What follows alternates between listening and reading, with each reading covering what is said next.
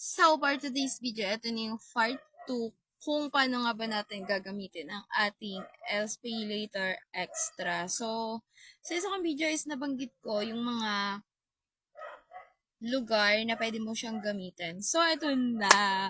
Ngayon ko lang nabuksan ulit. Kasi, nung minsan, walang Lagunang nakalagay. Di ba taga-Pami Laguna ako? So, naisip ko, luluwas pa ako ng Antipolo para dun bumili or umutang nung cellphone. Kasi nga, yun lang yung partner ng Orange Basket natin. Orange app. So, gusto ko nga kasing gamitin sana yun. Ang kaso mo nga, luluwas pa ako ng Antipolo kasi SM Antipolo yung available nila.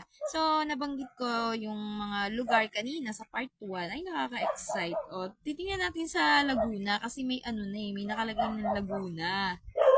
Tingnan natin. O, yan. Ayan o, ito. Ayan, Laguna. Medyo malabo lang. Pero ito yung mga partner nila. O, diba bago nakalagay o. Ayan o, mga me. Malabo lang kasi. Basta may nakalagay dito sa Meta Venue. So, ito yung mga partner sa Laguna. Ang pwedeng puntahan mo is Switch Nobali Soledad 3, JRMX Save More Market Kabuyao, JRMX Walter Mart Makiling, and then JRMX Walter Mart Santa Rosa, and then Memo Express Paseo de Santa Rosa. So, Santa Rosa at saka sa Kabuyao. Ito yung mga partner nila. Meron din naman tayo dito sa Cavite.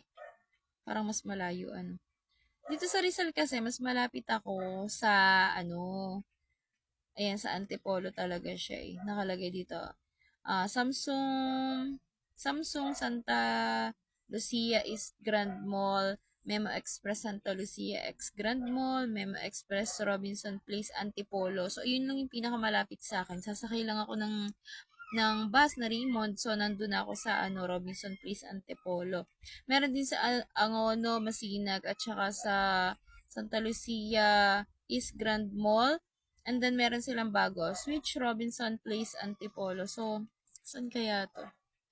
And then, meron din sa JRMX Save More Market Binangonan. Oh my God, baka makaluwas tayo dyan. Charot! So, paano nga ba? Ayun yung mga lugar na pwede nyo puntahan kung saan malapit yung inyo. Ito yung mga partner store nila na pwede mong gamitin tong SPay Later Extra mo, babayaran ni cellphone. Siyempre, utangin mo to sa Orange Basket natin, di ba? Ayan lang ayan na nakalagay, dito. Nakalagay, select phone at offline merchant. So, pupunta ka nga doon. Siyempre, kailangan may load ka pag pumunta ka doon, ha? Baka naman di na ma-scan tong iyong Shopee Pay Extra. Paano ka magbabayad? And then, scan mo lang yung QR code ng tindahan. So, kapag nandun ka na sa store na yon, pipili ka ng cellphone na bibilin mo, and then, i-scan mo lang yung QR code nila.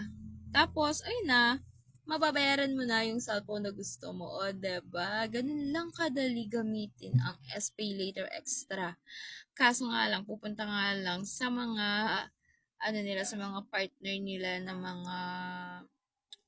mga store para dun ka bumili ng cellphone. So, ayan, maraming bago sa SPay Later Extra ng mga lugar na pwede mong puntahan para makabili ka ng pangarap mong cellphone. Kasi nga lang ako, hindi pa ako makakautang ngayon kasi marami pa akong utang. So, ayun lang, sana nakatulong ako at ako nga pala si Ate Jen, ng inyong Ate Jen na Pilangaram Vlogger. Thank you for watching. Oops! Baka naman, may mga hinahanap kayo ng mga items na pwede nyong bilhin sa aking orange basket or sa aking yellow basket. So, tingin lang kayo ng inyong mga pwedeng orderin. At mahalagang paalala, paulit-ulit, huwag maniwala sa mga scammer dahil baka kayo ay ma-scam. So, ayun lang. Thank you for watching at salamat. See you on my next vlog tungkol sa ating mga utangan.